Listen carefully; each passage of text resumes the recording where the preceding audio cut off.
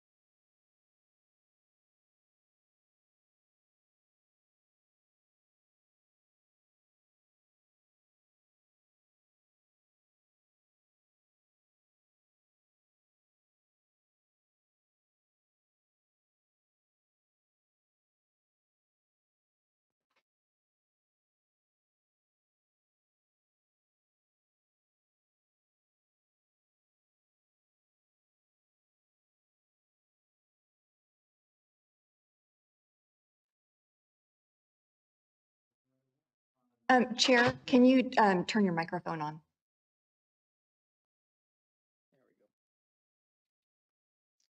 Thank you. Let's see. So item 5, communications. Staff, have we received any written communications for the commission tonight? No communication. Great, thank you. So next is item 6, item 6A, presentations. Interim Director Megar Smith, would you please introduce the item? Sure, thank you, Chair. Tonight we have Lisa McAllister, our Recreation Coordinator over our Youth Services Program, and Christiana Rankin to present the Youth Services Program to you tonight. Good evening, Chair and Commission. Thank you for this opportunity to speak on behalf of Youth Services. Sitting next to me, I have Christiana Rankin. She is the site lead over at TGIF Sierra Vista. She's been with Youth Services for a little over 6 years, and she will be assisting with tonight's presentation.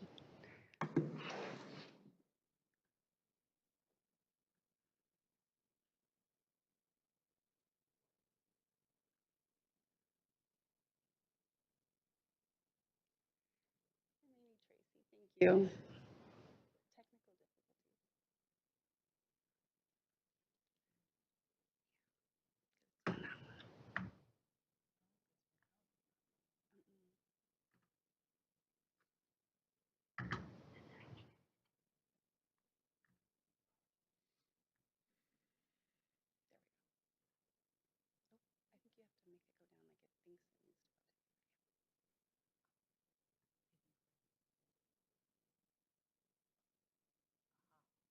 Go. Okay.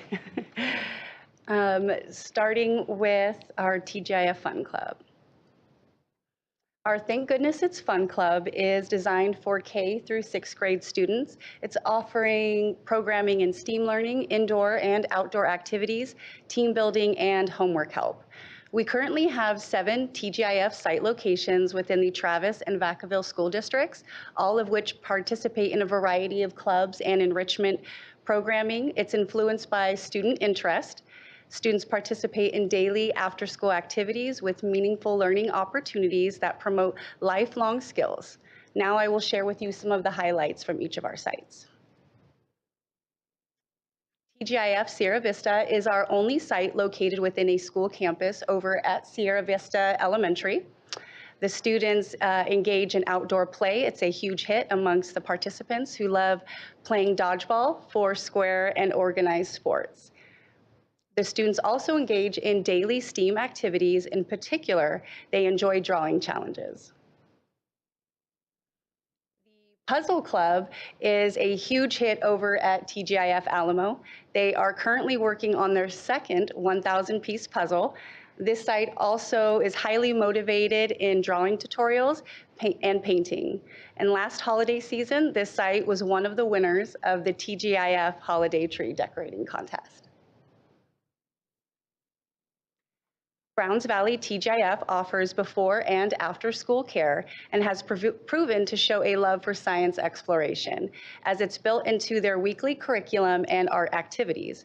At Browns Valley, the participants enjoy outdoor sports with daily football, soccer, and baseball games. Cambridge TGIF is one of our Travis Unified School District sites, offering a variety of weekly indoor and outdoor activities and monthly themes where the students dive into topics such as seasons, nutrition, and senses. The participants at Cambridge also have a passion for outdoor games and sports. Meadowlands TGIF serves Callison Elementary School students, offering before and after school care. This location has a large field across from the newly updated playground that naturally provides opportunities for outdoor group activities and sports. A highlight at this site is the art club. The students enjoy engaging in drawing and sketching activities and journaling. Located within the Travis Unified School District, TGIF Foxborough is located at Arlington Park, offering before and after school care. Participants benefit from the playground and large adjacent fields. This site loves playing organized sports and challenge relays. At Foxborough, leaders dive into weekly STEAM activities, homework club, and a weekly Foxborough Jeopardy game. Over at Cooper TGIF, competitive sports are a huge hit in addition to the full basketball court that is utilized daily.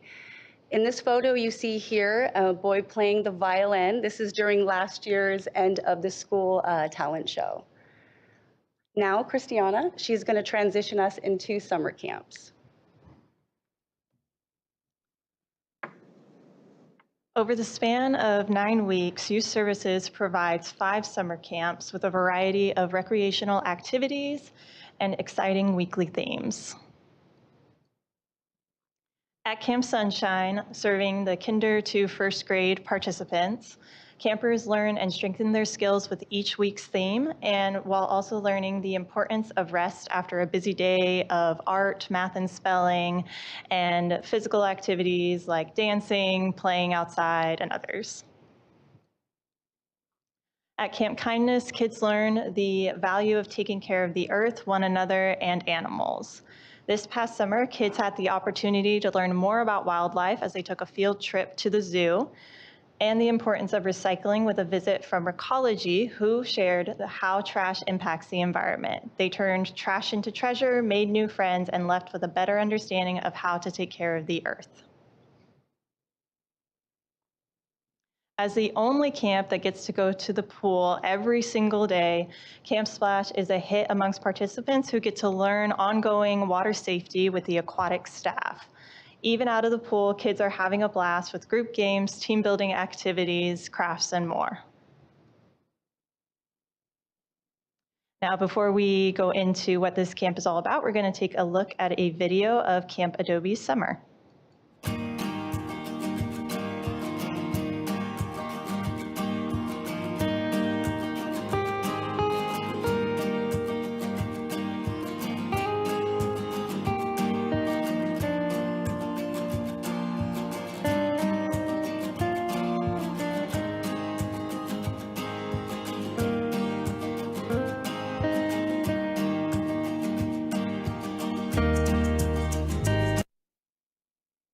Now, as the only almost completely outdoor camp, Camp Adobe takes kids on adventure hikes throughout Lagoon Valley Park to explore the local flora and fauna in it. Additionally, we have 2 weeks of Wilderness 101, whose funding further contributes nature education for the campers. The Peña Adobe Historical Society comes and gives the kids a rich historical look of Peña Adobe through a weekly educational workshop, and we want to give a special thank you to PAWS for doing that for us.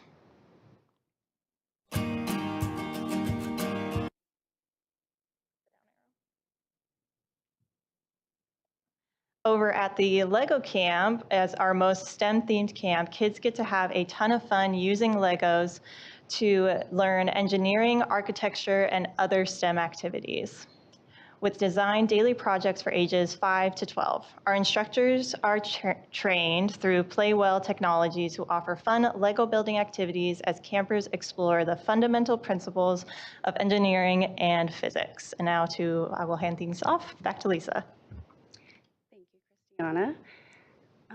Youth Services has increased staffing levels at its highest since the pandemic. This has contributed to a 50% increase to the max levels of participants at our sites and allowed for program expansion through workshops, Parents' Night Out, field trips, and the return of AM Care at Foxborough TGIF. Additionally, Youth Services is proud to have partnered with the City of Vacaville and Solano Diversified, offering work experience to adults with disabilities. This has proven to be a great opportunity for Solano Diversified aides, along with Youth Services staff and participants. Youth Services is currently experiencing challenges related to increasing before-school care at additional sites. Staff with more availability, as many of our staff are college and students, high school students, and competition with after-school programs offered on school campuses. Strong efforts continue with marketing and recruitment in hopes to increase staffing and to allow for program expansion. Marketing efforts also continue to focus on the competitive rates of our programming and the much smaller student-to-staff ratios. We recently began combining efforts in creating a summer camp committee whose mission is to update our handbooks and improve communication amongst all program areas. Youth Services goals continue to focus on offering a variety of training opportunities to strengthen the skills and tools for Youth Services staff, focusing on leadership, classroom management, and behavior modification.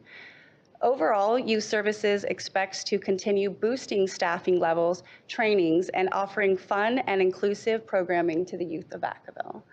That ends our presentation. I open the floor to questions and comments. Well, thank you. Thank you.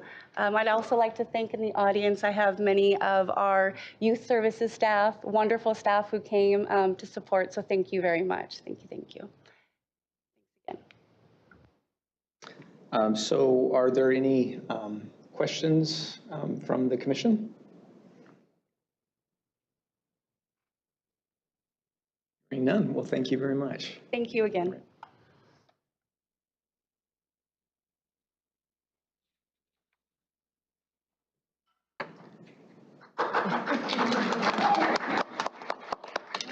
All right. So next on the agenda is business from the floor. This is a time to address the commission on issues that are not on tonight's agenda and are within the commission's subject matter jurisdiction.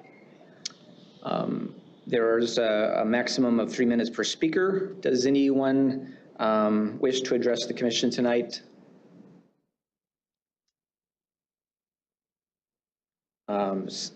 Seeing none, I will close business from the floor. And we'll move on to business item number 8A. Interim Director Megar Smith, would you please introduce this item? Thank you, Chair. Up next, we have an appointment to the Arts Advisory Committee, and Recreation Manager Land will present that item. Good evening, Chair, Commissioners. As you know, a while back we had a recruitment for an opening, a vacancy that was made by the departure of Colleen Schulman, who did a great job serving us over the years, but unfortunately was no longer able to continue. So we received over 20 applications. We invited 10 to interview, and thank you to Commissioner Vasquez, sorry, I was commission, they all jumbled. My brain has to stop for a second. And Commissioner McMahon for serving on our panel. We had a great batch of interviews. I know they really struggled with the decision. In the end, the decision was made to appoint or to recommend Samina Landis to appointment for this vacancy. She is a former CEO of Gallery 85 in Santana Row downtown, which was an art gallery that was launched by Vernon Davis. She is a local artist with a strong interest in cultural development and artist appreciation.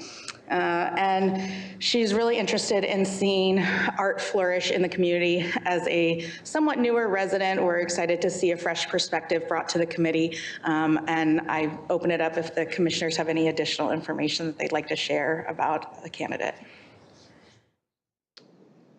Great. Any other questions or comments from the commission, particularly Commissioner Vasquez or McMahon?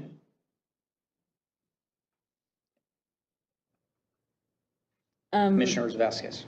Yeah, so one, I just wanted to thank the opportunity from the commission to sit on the Arts Advisory recruitment panel because as I'm sure Commissioner McMahon can attest to, we had some really, really great applicants. And it's actually, I think, really frustrating and sad that we only have one appointment or one vacancy to appoint to because there was so much engagement and enthusiasm about arts and arts in the community and arts and all of it, all of its art form. Just so many good ideas.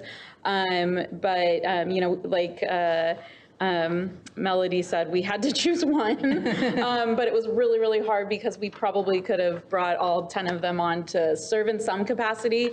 So I do hope that the city keeps their contact info and keeps them engaged in the future arts and master plan planning process, future arts and cultural events that may be coming up soon. And just really excited to add Samina to the Arts Advisory Committee because I think she brings a unique perspective to the committee and diverse perspective that we don't necessarily have right now on the committee. You know, she's a newer Vacaville transplant, Bay Area transplant, and just looking forward to what she's going to bring to the committee. So. But yeah, y'all missed out. I mean, it was great. It was great. So, but just so many great humans. And so I hope that they stay engaged in the community. Great. Thank you, Commissioner Vasquez, for your words and your enthusiasm. That's great. Commissioner McMahon. Thank you, Chair. I just would like to add to that. It was not easy. We had a pool of absolutely dedicated, qualified applicants. I think we started with 20, we interviewed 10, and we narrowed it down to who we thought would best serve the community, and it was not easy. So thank you to all the applicants. We really appreciate it, and we hope that you continue to be interested and serve through the arts in the city, and we would absolutely encourage you to apply again for the next appointment. And then also I'd like to recognize the staff. The product they put together for Commissioner Vasquez and I was incredible. It was a lot of work. The applications, the scoring system, it was very well done, which made it a whole lot easier for us in a difficult decision to make. So thank you so much to the staff for that. It was very well done, and we look forward to appointing Samina tonight. Thank you. If there are there any other comments or questions? If not, I'll ask for a motion to appoint Samina Landis to the Arts Advisory Committee. Recommendation? So moved. I'll second. Okay. So we have a second, first, a motion and a second. All those in favor say aye. Aye. All opposed? Motion carries. Great. So moving on to our next agenda item, business item 8B. Interim Director Megar Smith, would you please introduce this item? Yes, thank you, Chair. Up next, we have a presentation on the draft master plan for De Colores Park and Malachias Montoya Center. And we have Sharon Chan, Assistant Engineer, to provide the presentation for you.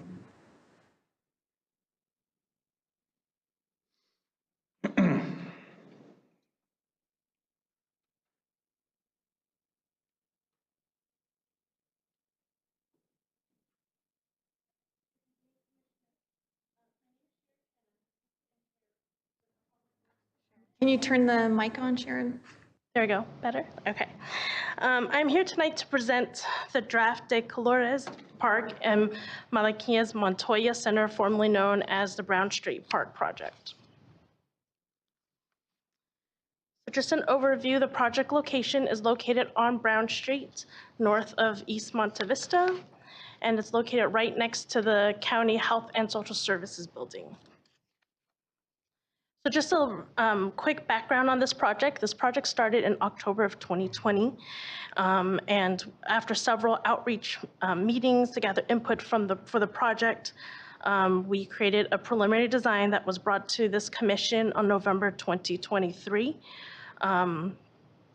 Since then, we held a final neighborhood meeting. We collected all the feedback and incorporated the feedback into our design, which we're going to discuss tonight. So a brief highlight of the project, there's a neighborhood park that's 2.3 acres, includes multiple play areas for kids, a multi-purpose play field, a multi-purpose court, pathway, plaza, stage. There's also going to be the neighborhood center that's 2,500 square feet with approximately 22 parking spaces. On that site currently, there's also going to be a parcel carved out for a temporary open space for future development. And also a portion of that site will also be in a future phase, a 10,000 square foot office building with additional parking spaces. So a couple of changes since the November 2023 preliminary design were made, and one of them being an increase in the number of parking spaces that we're providing for this project. And also based on the comments and feedback that we received in the November meeting and from the residents, we modify the location and the orientation of the stage. So in the November 2023 preliminary design, the stage, it basically faces towards the northern property line, and there were concerns about that. So in the current draft master plan, we changed it so that the stage faces down away from the residential properties, and that would help with any noise concerns that they may have. We also are going to be installing trees on the backside of the stage to help with shading the stage area as well as for further sound attenuation. The neighborhood center is approximately 2,500 square feet. There will be a professional kitchen, multi-purpose room, bathroom, office, a small office space, And the design of this center was basically kept, we try to keep it as flexible as possible as to not limit any future programming the department would like to do. Here's a rendering of a portion of the site. This is a view from the plaza looking at the splash pad and the entrance to the neighborhood center on your right. Straight ahead, you have the multi-purpose field, and then to the left, you have the grassy area that's serving the stage area. The trees in the plaza also provides a nicely shaded area that creates a very inviting environment for the community to gather and enjoy the amenities. Funding. So the estimated project cost for the park and the neighborhood center is $18.1 million. There's various funding, including California State Park Grants, Measure M, and CDBG. The last thing I want to touch on is the tentative schedule for this project. So we are currently in the entitlement phase, and we're hoping to receive our approval the end of this month. Design will then start November to approximately early 2026, and then construction will be from summer 2026 to the end of 2027. So with that, staff's recommendation is by simple motion to approve the draft de Colores Park and Malaquias Montoya Center Master Plan. And finally, this concludes my presentation. Thank you for the opportunity to present tonight. I would be happy to answer any questions the commission may have. Thank you, Sharon. Before I bring it back to the commission, I'd like to open it up for any public comment on this agenda item. Is there anyone that would like to speak on this item? Seeing none, I'll close public comment and then bring it back to the commission. Any questions or comments for Sharon from the commission?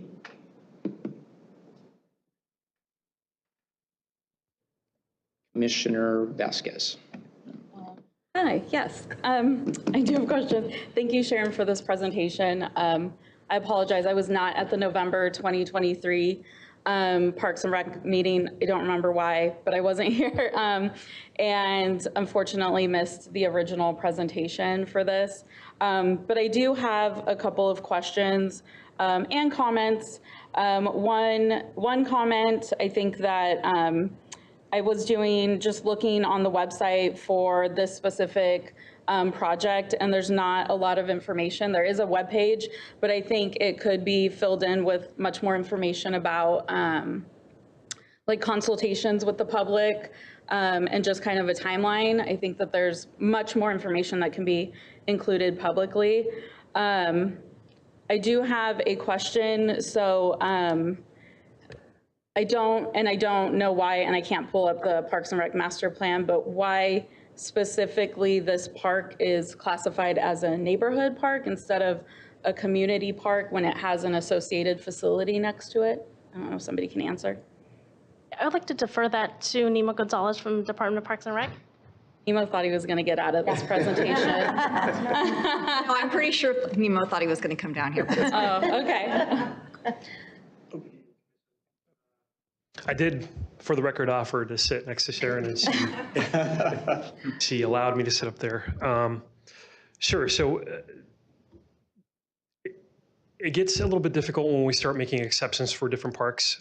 It is true that the guidance in the Park and Rec Master Plan does promote the idea that we should be locating these facilities in larger scale parks that accommodate parking, which neighborhood parks don't typically accommodate. However, this park is accommodating parking. And furthermore, and probably the most important reason why, is that typically neighborhood parks are between 6 and 9 acres. This is obviously significantly smaller than that. Community parks can go up to 60 acres. And so it's fair to say that it's closer to a neighborhood park than it is a community park in amenities. It'll never be able to expand. It's landlocked on all sides. And so that is a reason behind classifying it as a neighborhood park. Okay, thank you. Yeah. Let's see, I had more questions. The September 11th, 2024 public meeting, typically I feel like Parks and Rec commissioners are informed about the public meetings, and I don't remember getting any notification about that. I think it would have been helpful for Parks and Rec commissioners to probably attend that. It's, cited just with a couple sentences of like what was discussed or feedback that was received on September 11th, 2024 at the last public outreach meeting. But I think it would have been helpful to have some commissioners there just to hear that. So we had a better understanding coming into this meeting, what feedback was incorporated into the master plan. Also, since it was last reviewed by the commission in November 2023, we have named the facility. And I think that the exterior design should probably incorporate the naming of the facility. So Malachias Montoya is a famous Chicano muralist and artist. I think it would behoove us and the city to do some outreach to his family to see if they would be interested in participating in a community mural or designing something. Both he and his son are muralists, and so this is really like generic to kind of throw into the community when we're talking about connecting the spaces in the Markham area between Trower Park and Rocky Hill Trail Road and incorporating public art. I think we're missing a huge opportunity here to incorporate something on the exterior, whether it be on the stage or on the building. But if we're going to name a facility after a muralist, it seems like we should have a mural or even commission some of his art pieces for the interior space, because I think they are groundbreaking, empowering, and I think can really lend some history to the community as well. And I think we're missing a huge opportunity there. What else? Can you confirm, so there is going to be power for the stage, right? Yes? Yes, there will be power from the stage. It will be there will be a lock on it, and as many ways that we can basically have control over the use of that power. Okay, so I think my only concern with it being, again, a neighborhood park is I think that there is a broader vision for the space for economic development, community development, and I think my concern with, I don't even think there's lights, right, in the space? There's no lighting in the space? On the stage area or in the park in general? Anywhere. There's going to be lights Exterior. in the park. It'll light up the pathway. I don't think there's anything planned for the stage area. Yeah, and so I think some of my concern with it being a neighborhood park is like we, again, are losing opportunities for that community development, economic development,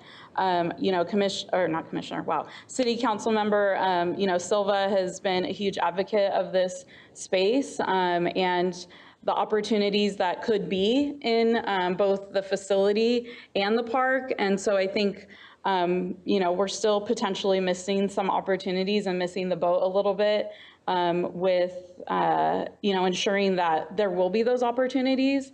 And so I think my question to probably you all, the staff, is will that be an opportunity? It being a neighborhood park, having a stage, having power, will there be opportunities for night events? Or are we just saying because it's a neighborhood park, lights out, sun's down, we're closed for business and we're not going to allow any events there? And maybe it's too soon to answer that, but I think it's a good enough question to at least present now at this point in the development. Sure, and what I'll say is it's a unique park with unique facilities and a unique opportunity, as you would say. And so some of this we haven't experienced before. We don't have a facility like this or a park like this. So some of it we're just going to have to kind of navigate as we as we work through the process. And so we aren't saying, no, we're not going to have any night events. And I think what we're saying is maybe we will take them on a case-by-case basis with maybe a special event application type process, so that we would kind of vet it through the existing process that we have. Okay. I feel like I had one more question, and what was it? I don't know what it was. I lost it. But those were all my questions for now, unless someone else triggers my memory. Thank you. Thank you, Commissioner Vasquez. Let's go to Commissioner Shea.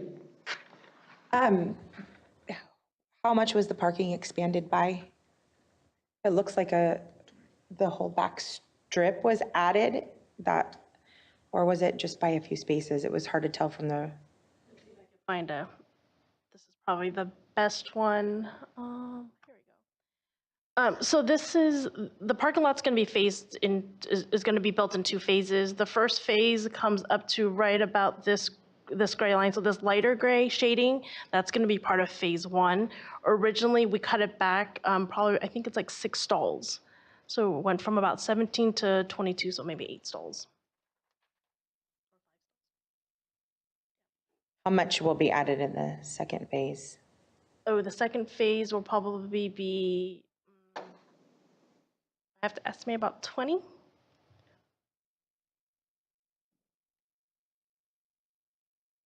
I would give this question arises because, like you said, it's a unique park, right? And that can be comparable to Play for All, and parking was and has been a huge issue with that park. When you have beautiful facilities and parks or places that people want to go to, they all go at the same time, and they go on the weekend and tend to overrun the surrounding area. It's a little bit more of a concern, of course, at Play for All because it's like on a, country road. But I could also see the residents in the area being annoyed by the fact that their neighborhood's being overrun with people parking to go to the park. So that's a consideration too. And then from what I can tell, but I also don't have my glasses, is that the only other really major change was like the direction of the stage area, right? And then the addition of the parking? Correct. Okay. And then just to piggyback off of Commissioner Vasquez, so, and you said something about special events, right? Which we all love. How does it being a neighborhood park impact people being able to access usage of the park? Because like, it's just so different for different situations, right? Like there's the reservation portal where you could just go on and like reserve, picnic areas or like parcels of certain parks, right? But does being a neighborhood park versus a community park impact like that rental/reservation process, or is it really just up to you guys on the back end how you set that up? Do you understand what I'm asking? Sure, and we don't generally offer reservable spaces in neighborhood parks. Doesn't mean we couldn't do that, but kind of, again, we would do whatever makes the most sense for the park itself. Also, we wouldn't want to make the process too onerous for folks that wanted to have an event in the parks, and if that's what it's designed to do. I would also say we have a little bit of time to figure out what the process looks like while they're building the park and during the process, and we'd probably want to engage residents in the community to figure out what that process looks like. So we have a little bit of time to work through some of those things. Thank you. That's all I have. Commissioner McMahon. Thank you very much. So I have some of the same concerns. I like the concept. I like the park. I think there's a lot going on in this small space. Unlike Play for All, we have room to expand. We don't here. Parking is going to be an issue, and it's going to impact the neighborhood there. And I think we have to be considerate of that. 22 spots plus 20 more. I'm looking at a 10,000 square foot housing office building. Well, that office building is going to be filled with eventually staff and employees. So those, you have to realize that likely half of those spots are gone. Where are people going to park?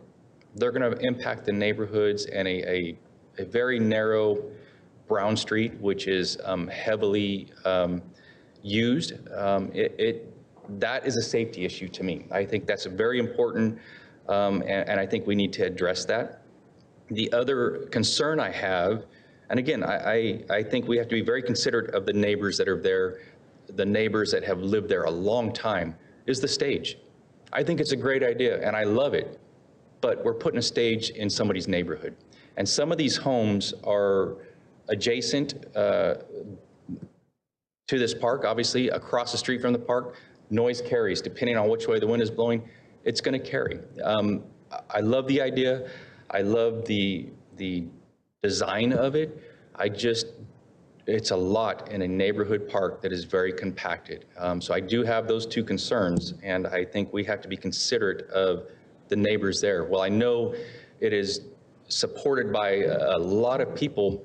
There are also people that may not be happy with this plan. That's all I have.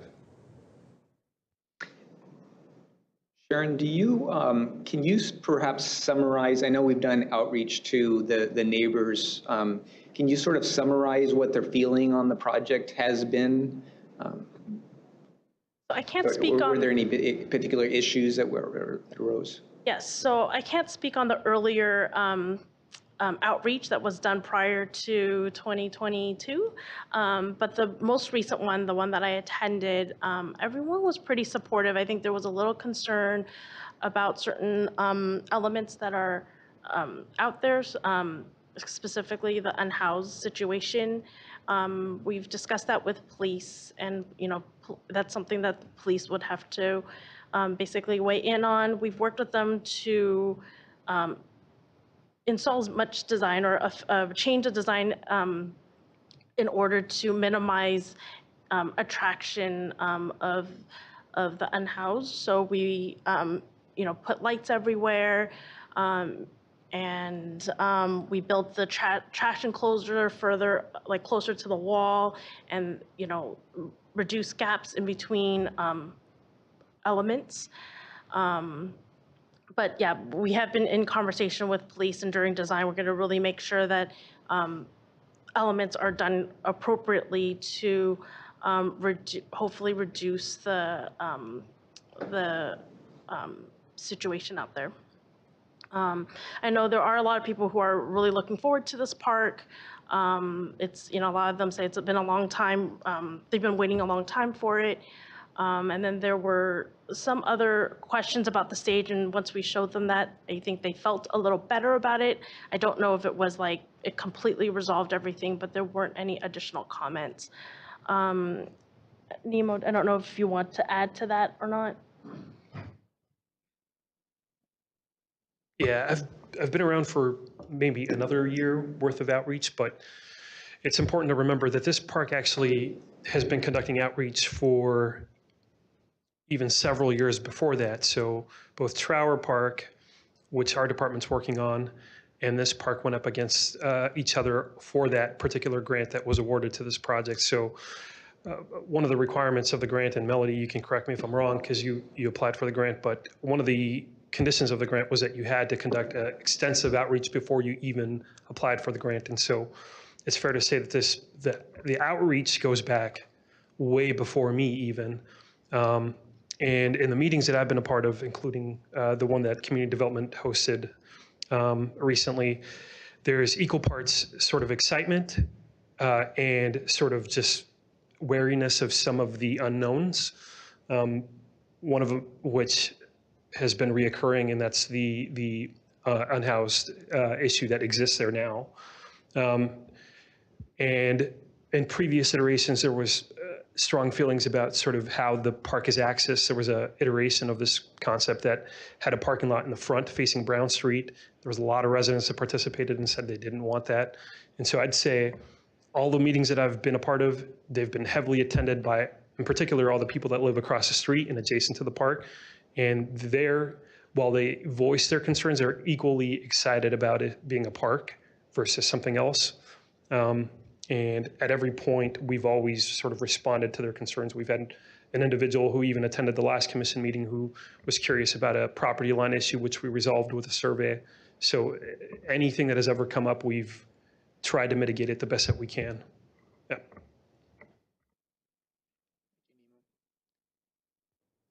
Commissioner Vasquez. Oops. Yeah, I remembered what my question was, sorry. So I know in meetings past, there was conversations about Vacaville Boys and Girls Club managing the facility. I didn't see that mentioned in tonight's staff report. Is that still on the table? No. Okay. Parks and Recreation will manage the facility. Oh, okay. Okay, thank you. And then I think also just looking at the revised plan, the stage is now facing the county building or county space, right? It's opposite direction from housing. That's correct. Residential, okay. And then I know that there's, in general, I know I've expressed this, lots of concerns about safety.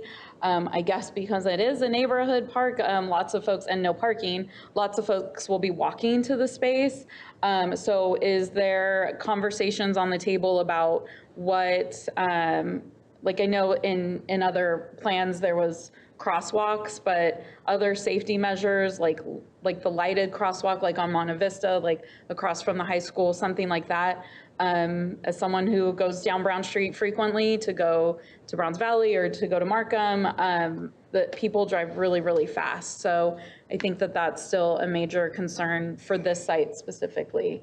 But are there conversations more than just a crosswalk for safety?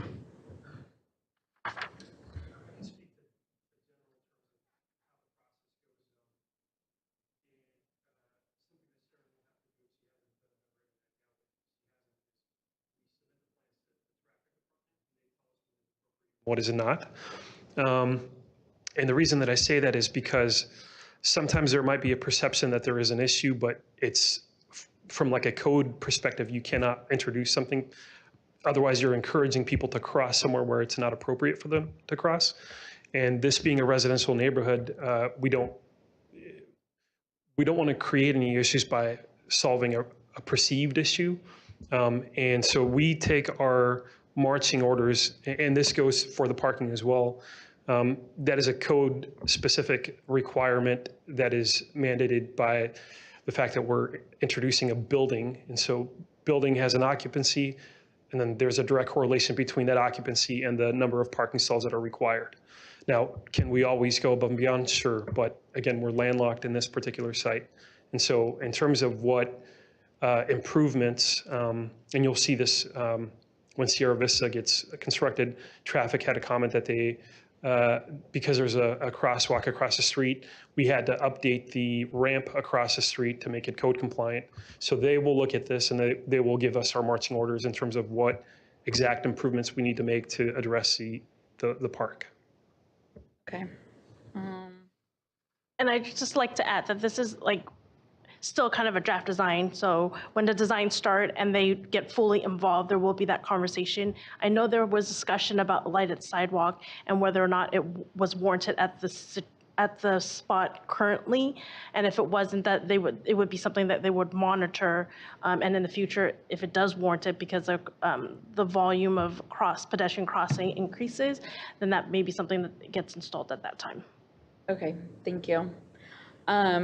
And then just in terms of process, so if we approve this master plan tonight, it goes to council next or planning commission? So this is the only approval for commission or council. After that, it's a staff level approval.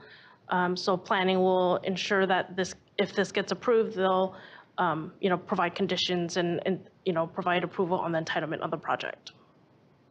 Okay, and then does council just get updated regularly? How does council know what's happening with this project after we approve it?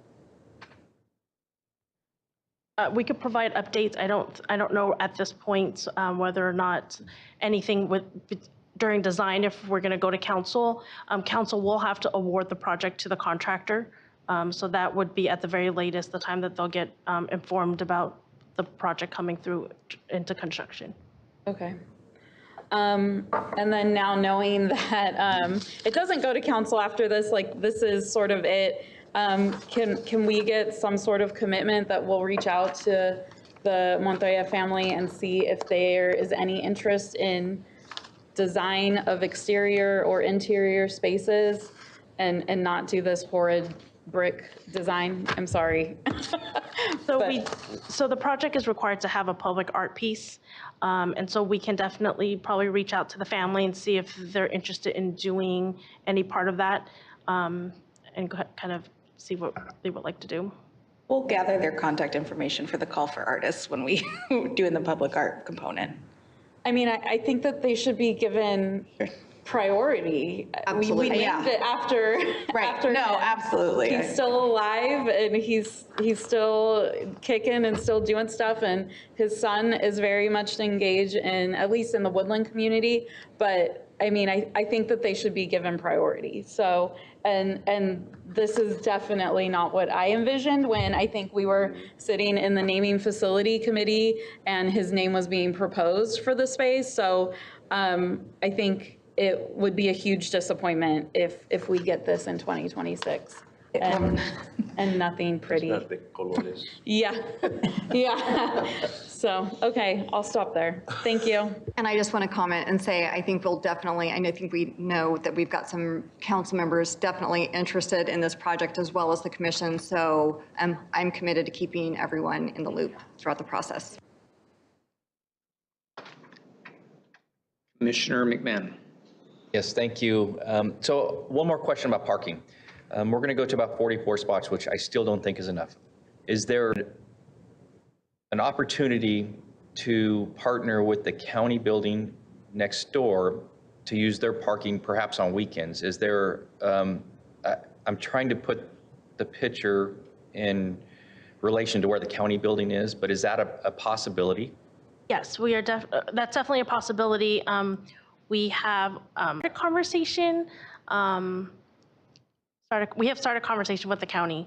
So I don't have a yes or no from them yet, but we'll continue having conversations about this project, just the boundary line or the property line, to see what we can do about parking. Yes. That makes me feel better. That's a fairly long lot there, so that's going to add additional spaces.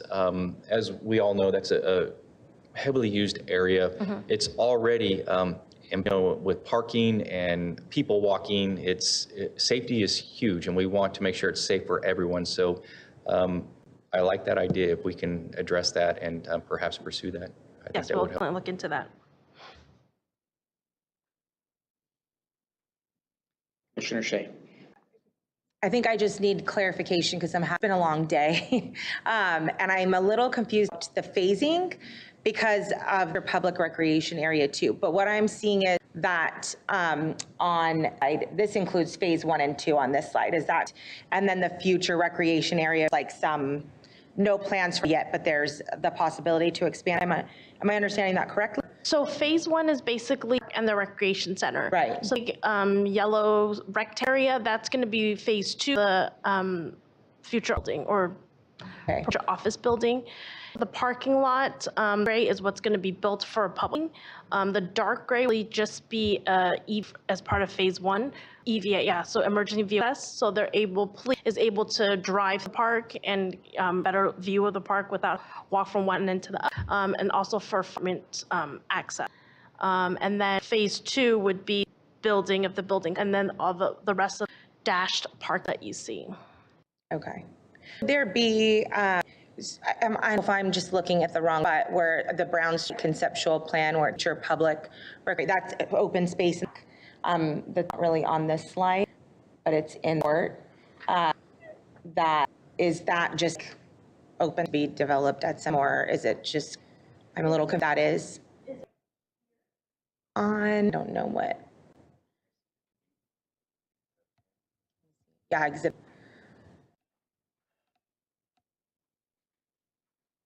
It looks like there's a parking net too, but is that an plan or old plan? Okay. And that plan, it was one of the things, and that's where it was one of the options, and that's not the option that was ultimately to go with. Okay. But behind the parking out here, That's of the park. Yeah. okay, all right. Okay, thank you for, I told you it was a long day. Commissioner Frazier. Yeah, I could use that other county building, but what is, the conceptual idea to supposed to? Currently, I think we haven't really developed kind of what that's going to look like, or what going to look like. This master plan, this include parking to ensure be enough parking, both phase 1 and 2. The area where that proposed, what's that going to after phase 1? That right there, it's going to be hydroseeded. So I want to call it weeds, not quite weeds, but it's not grass either, kind of somewhere in between. So.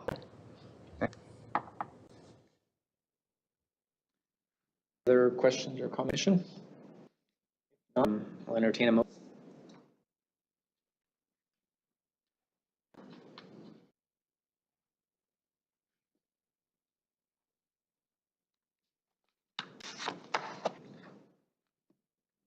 I'll